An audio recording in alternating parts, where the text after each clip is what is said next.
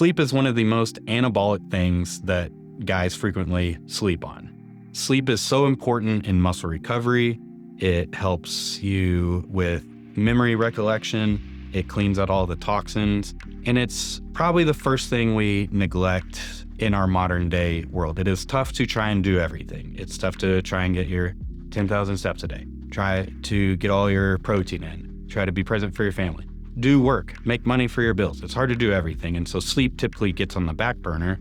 A lot of guys struggle with getting to sleep and staying asleep. I just wanted to talk about the textbook sleep hygiene tips so that you can dial in if you're struggling, and potential supplements and medications if we need to go down that route. But I would say textbook things of stop caffeine 10 hours prior to going to bed. That sounds way too early, but caffeine has about a 6 to 8 hour half-life. That means only half of it is gone in 6 to 8 hours. And so you're still going to be circulating it. So just limiting that 10 hours prior helps a ton. Screens. Our life is full of screen and fluorescent lights. Try and start dimming things 90 minutes prior to going to bed, so your body kind of knows if you're not going to bed while the sun's going down, so that it's preparing to go to bed. Try and avoid screens completely in the last 30 to 60 minutes. Food, we typically sleep better fasted, so 60 to 90 minutes after the last calorie intake, you'll typically fall asleep a little better. This is tough.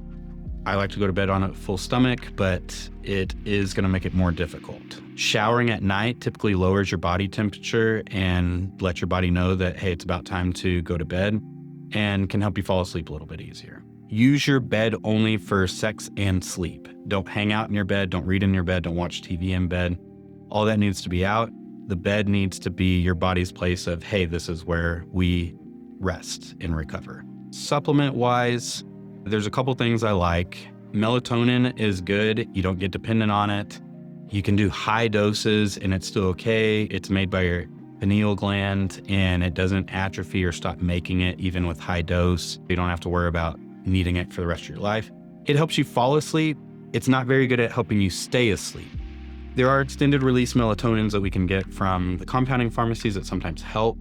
And I'm also not scared of really high dose melatonin. 10, 20, 30, 40 milligrams may be needed to help you go to sleep.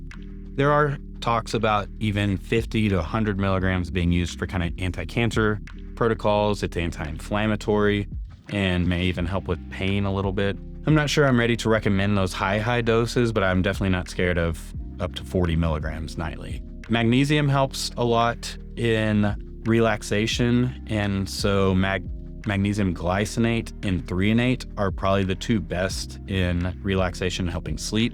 I personally have had really cool dreams on magnesium threonate, so I like it a lot. And then from a prescription standpoint, Trazodone is really good. It helps maintain your sleep architecture so that you go through the appropriate sleep stages. It's not just a sedative to where it just knocks you out like some of the other ones, and it's non-habit forming. So I do provide prescriptions for Trazodone if we need further help. Sleep is just so important that I want us to try and get this dialed in along with everything else. I have zero problem and a very low threshold to ordering a sleep study if you need one. If your partner says you're very restless, you snore really loud, let's get a sleep study. And you don't have to snore or be significantly overweight to have sleep apnea. Sometimes it's sinuses and other anatomical features that just make you more prone to sleep apnea. And then those can be addressed if those are found as well. Alcohol helps people go to sleep. And I have had a lot of people say, well, I drink a couple drinks before I go to bed because it helps me get to sleep. That is overall a negative for sleep. You have 5 stages of sleep that you go through. Alcohol, even just 2 drinks, typically only keeps you in the first 1 to 2 stages. So you're never getting that deep restorative sleep. So the next day, you're more likely to be run down. If you're in a weight loss journey, you're more likely to give into cravings and it just sets you up to need it again the next night. So I typically don't recommend alcohol at night if it's being used as a sleep aid. A lot of the over-the-counter stuff contain Benadryl, diphenhydramine. I don't like that for a sleep aid. Let's get you off of that and try something else.